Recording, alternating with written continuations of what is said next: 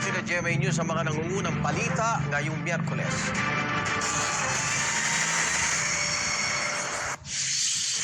Hawak na raw ng PNP ang video na magpapakita ng pagsakay ni Senador Bato de la Rosa sa sasakyan ni Senador Robin Padilla para makaalis sa Senado noong Huwebes na madaling araw. Eksakto isang linggo matapos ang gulo sa Senado, iginiit ng DILG na walang nangyaring pag-atake roon batay sa mga isinapubliko nilang CCTV footages. May unang balita ang kasama natin si Ivan Mayrina. Ito ang mga kuha ng CCTV na mangyari ang putukan sa Senado noong Miyerkules, May 13. Kita ng mga tauhan ng Office of the Senate Sergeant at Arms o OSAA, ang mga taga-NBI na nasa GSIS. General Aplasca called in the OSAA operatives, including the PNP and the Marines, and gave the order to lock and load. In his order, you could see the Marines were cocking their guns. So it was lock and load. After which he proceeded to the hallway leading to the doorway where the NBI were previously reconnoitering. General Aplasca did it in full view of the press. In normal situations, if there is a perceived confrontation, you will clear the building of all personnel because of possible stray fire. However, he allowed them to follow. Maya-maya makikita si Acting Senate Sergeant at Arms Mau Aplasca na una nagpaputok. Mind you, there was nobody there. Gumanti ng putok kay sa NBI agent habang umaatras palayo sa mga taga-USAA. Cover fire ang tawag dito ng pulisya hanggang sa nasundan pa ito ng sunod-sunod na putok ng baril. 44 na basyong nakuha ng pulisya na karamihan daw ay nanggaling sa loob ng Senado o sa pwesto ng USAA. Per our ballistics examination, those 44 fired cartridges came from four firearms. So meaning, meron tayong 4 na shooter. Bukod kay Aplasca, tukoy na raw nila ang iba pang nagpaputok ng baril. Inilabas din ng PNP ang CCTV sa GSIS. Nasa 29 na mga taga-NBI ang nakadeploy sa GSIS, nakatabi lang ng Senado. Malinaw daw na hindi naka-tactical gear o wala sa formang makikipagbakbakan ng mga taga-NBI.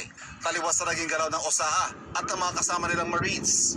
Kasunod daw ito ng hiling ni GSIS President Arnulfo Veloso na naalarma sa mga nangyayari sa Senado at matapos manawagan ng suporta ni Senador Bato de la Rosa. May mga lagusan kasi mula sa Senado papasok sa GSIS at malalagay sa peligro ang mga mamahaling painting na nasa loob at ang seguridad ng gusali kapag nagkagulo sa Senado. Pero bago pa raw yan, umaga pa lang, ay may ginagawa ng pagpapaigting ng seguridad ng GSIS sa kanilang mga lagusan. Alam daw ito ng maintenance management ng GSIS at Senado. They had duly informed the maintenance of the Senate that there was going to be drill work going on in all the doors of the Senate of the GSS connecting to the Senate. So, hindi gulatan to At base raw sa resulta ng kanilang investigasyon, malinaw niya na walang nangyaring pag-atake sa Senado.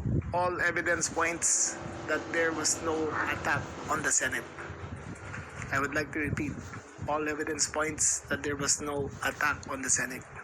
Taliwas ito sa nauna na iginiit ni Senate President Alan Peter Cayetano. I don't think there's any question. The Senate is under attack, was under attack. Isa raw gun-related incident ang nangyari. Sa kabila ng sumpina na isumite ang kanyang ginamit na baril, hindi raw sumipot sa CIDG si Aplasca. Sinisikap namin makuha ang kanyang panig. Gayon din si Cayetano tungkol sa mga pahayag ng DILG. Naniniwala rin si Senador Raffy Tulfo na walang nangyaring pag-atake. Nagkaroon ng kaguluhan dahil may nagpaputok. Doon naman nag-umpisa eh. So, literally, if you look at the perspective on a military perspective, for me, walang attack doon.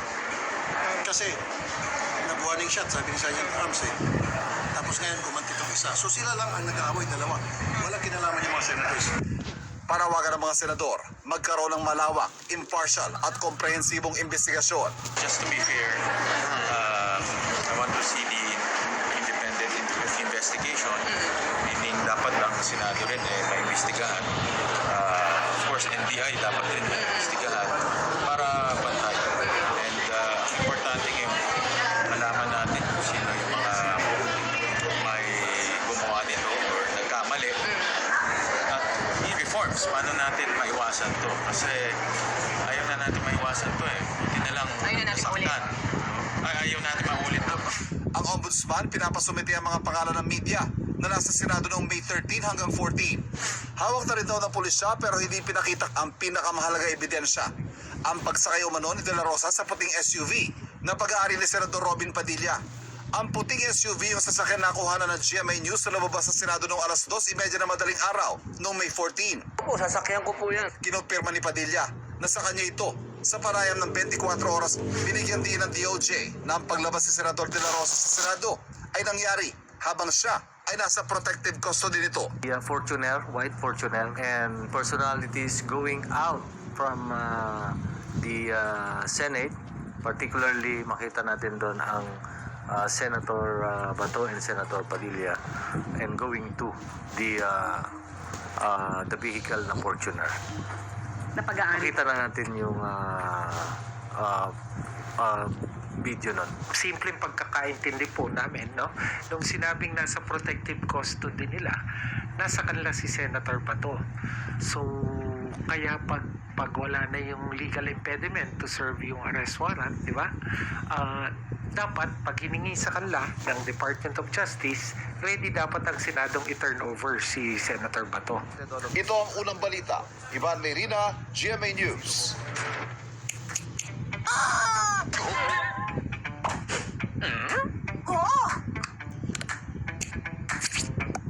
For si Senator Bato. Ito ang unang balita. Ivan Mayrina, GMA News. Tumaas na mahigit 20% ang net worth ni na Pangulong Bongbong Marcos at First Lady Liza Marcos nitong 2025 kumpara noong 2024. Batay sa latest nilang Statement of Assets, Liabilities and Net Worth o SALN. Narito po ang aking unang balita. Ladies and gentlemen, Sa joint filing ng Statement of Assets, Liabilities and Net Worth o SALN ni Pangulong Bongbong Marcos at First Lady Liza Araneta Marcos sa pagtatapos ng taong 2025, halos 476 million pesos ang kanilang idineklarang net worth. 22% mas mataas yan kumpara sa mahigit 389 million pesos na idineklara nilang net worth noong 2024. At higit na mas mataas kung ikukumpara sa kanilang net worth nang maging Pangulo si Marcos noong June 2022 na nasa mahigit 329 million pesos. Halos 45% increase ito mula 2022. Walang idineklarang liabilities ang mag-asawang Marcos, pero makikita na bumaba ang kanilang idineklarang real properties mula sa mahigit 142 million pesos noong 2024, naging mahigit 120 million pesos noong 2025. Nabawas sa listahan ng kanilang real properties ang isang residential lot sa Laguna na may acquisition cost na mahigit 21 million. Tumaas naman ang cash on hand and in bank ng mag-asawa. Higit doble ang itinaas mula mahigit 38 million noong 2024, naging mahigit 98 million pesos noong 2025. Tumaas din ang kanilang investments, pati na ang kanilang jewelry.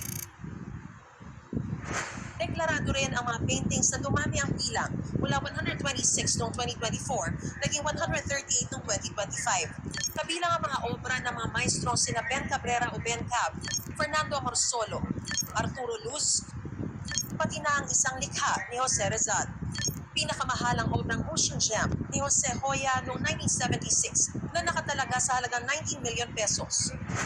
Pero tulad ng kanilang ginagawa ng ilang taon na, dalawa dinedeklarang net worth ng mag-asawang Marcos. Hiwalay sa net worth na nakabase sa alituntunin ng CSC. May net worth din sila na base naman sa appraisal ng Cuervo Appraisers, isang pribadong asset valuation company. Nakabase naman ito sa current fair market value. Kung ito ang pagbabaseha na nasa 1.457 billion pesos ang net worth ng mag-asawang Marcos, halos 1 bilyong pisong mas mataas kaysa sa kanilang net worth base sa CSC guidelines. Base sa Cuervo Appraisers, ang kanilang real properties nasa mahigit 1.029 billion pesos, higit na mas mataas sa 120 million pesos na nakadeklara base sa CSC guidelines. Ang kanilang personal properties nasa mahigit 427 million sa Cuervo Appraisers, kumpara sa mahigit 355 million base sa CSC guidelines. Ito ang unang balita. Mariz Umali, GMA News.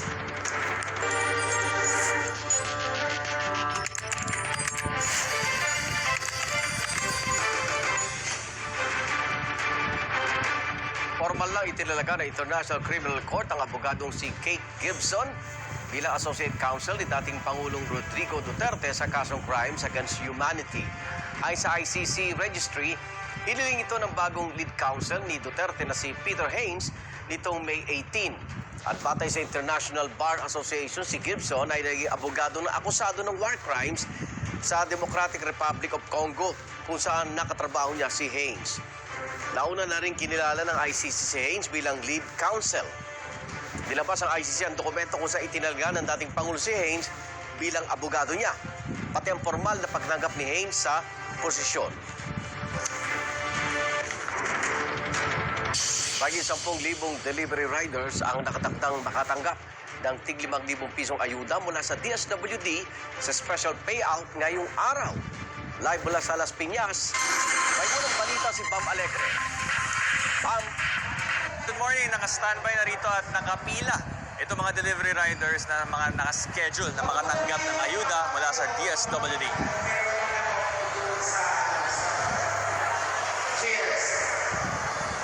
Ikalawang araw ng special payout ngayon para sa delivery riders dito sa Las Piñas.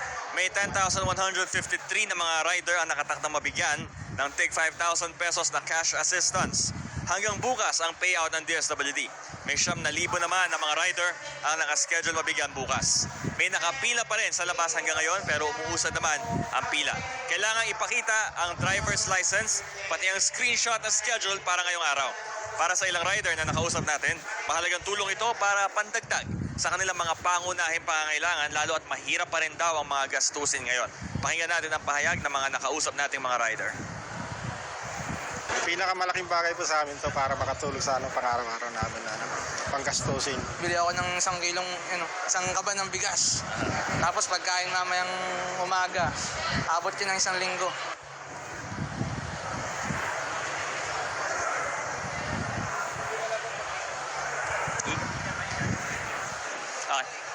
Igan, ito nakikita ninyo ngayon, ganito karami ngayon yung mga nakapila rito. So karamihan nito, mga naproseso na, naghihintay na lang ng kanilang turn para mabigyan nga nitong cash assistance. Ito ang unang balita mula rito sa Las Piñas. Bam Alegre, GMA News.